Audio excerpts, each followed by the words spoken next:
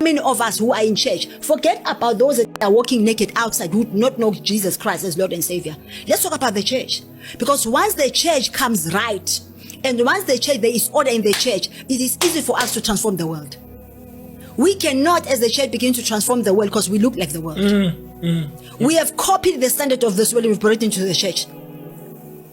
So the Bible says in the book of Romans chapter number 12, verse number 2, the Bible says, do not be conformed to the standard and the patterns of this world, but be transformed by the renewal of your mind.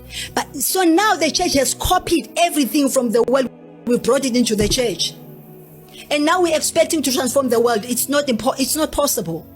So the transformation we must be crying for is for the church, not for the world. Because once the church is right, the world will be changed.